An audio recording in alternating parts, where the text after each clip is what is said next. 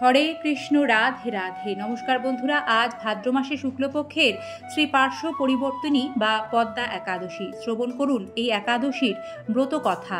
ভাদ্র মাসে শুক্লপক্ষের একাদশী তিথির নাম পদ্মা বা পার্শ্ব একাদশী। অনেকে এই একাদশীকে পার্শ্ব পরিবর্তনী একাদশী নামেও ডেকে থাকেন। এর কারণ ভাদ্র মাসে শুক্লপক্ষের একাদশী তিথিতে অনন্ত শয্যায় শায়িত ভগবান শ্রীহরি পার্শ্ব পরিবর্তন করেন। এ সময় তিনি বাম অঙ্গ পরিবর্তন করে দক্ষিণ অঙ্গে শয়ন করেন। তাই এই একাদশীকে পার্শ্ব একাদশী বা পরিবর্তিনী একাদশী কিংবা পদ্মা একাদশীও বলা হয়। শ্রী পার্শ্ব একাদশীর ব্রত কথা।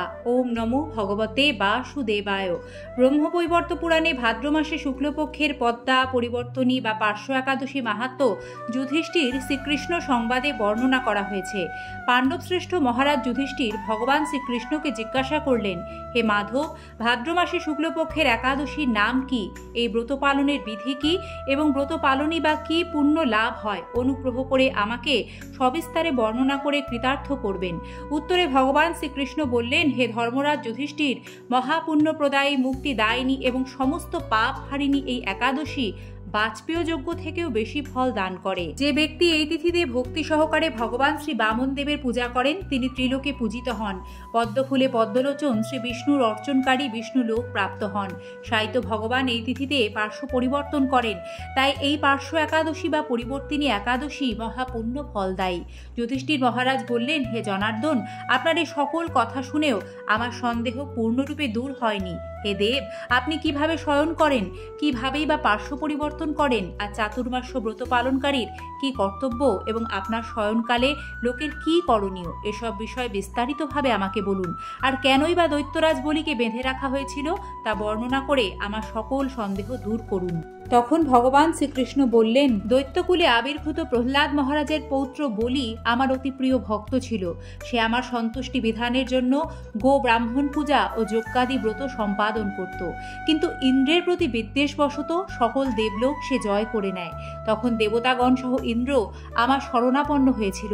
তাদের প্রার্থনায় আমি ব্রাহ্মণ বালক বেশে বামন রূপে বলি মহারাজের যজ্ঞস্থলে উপস্থিত হলাম। তার কাছে আমি ত্রিপাদ ভূমি মাত্র প্রার্থনা করেছিলাম।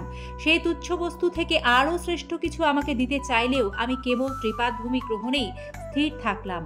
দৈত্যগুরু শুক্রাচার্য আমাকে ভগবান রূপে জানতে পেরে বলি মহারাজকে ওই দান দিতে নিষেধ করলেন। কিন্তু সত্যাশ্রয় বলি গুরু নির্দেশ অমান্য করে আমাকে দান দিতে সংকল্প করল।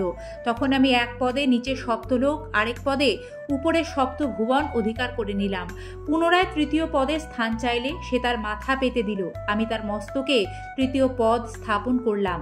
তার আচরণে সন্তুষ্ট হয়ে আমি সর্বদা তার কাছে বাস করার প্রতিশ্রুতি দিলাম। ভাদ্র শুক্লপক্ষিয়া একাদশীতে ভগবান শ্রী বামন দেবের এক মূর্তি বলি মহারাজের আশ্রমে স্থাপিত হয়। দ্বিতীয় মূর্তি ক্ষীর সাগরে অনন্ত দেবের কোলে শয়ন একাদশী থেকে উত্থান একাদশী পর্যন্ত 4 মাস শয়ন অবস্থায় থাকেন।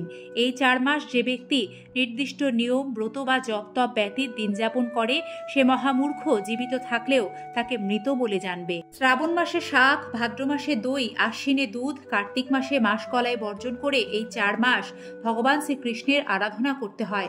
প্রতিটি একাদশী ব্রত যথাযথ পালন করতে হয়। সাহিত্য ভগবান পার্শ্ব পরিবর্তন করেন বলে এই একাদশী মহাপুণ্য ও সকল অভীষ্ট প্রদাতা। এই পদ্মা বা পার্শ্ব একাদশী ব্রত পালনে 1 সহস্র অশ্বমেধ যজ্ঞের ফল পাওয়া যায়।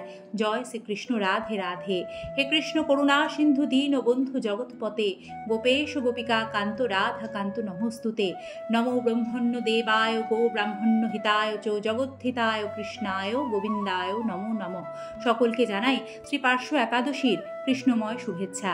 ভাদ্র শুক্লপক্ষিয়া শ্রী পার্শ্ব একাদশী ব্রত মাহাত্ম্য কথা যাতে সকলেই জানার সুযোগ পায়, চাইলে আমাদের আজকের এই ভিডিওটি সকলের মাঝে শেয়ার করে দিতে পারেন এবং নিয়মিত সনাতনী বার্তার এই ধরনের ভিডিও দেখতে আমাদের এই সিংহরায় ডোরবেল চ্যানেলটি সাবস্ক্রাইব করে ভিডিওটিতে একটি লাইক করে পাশে থাকা বেল আইকন প্রেস করার বিনম্র অনুরোধ আজও জানালাম।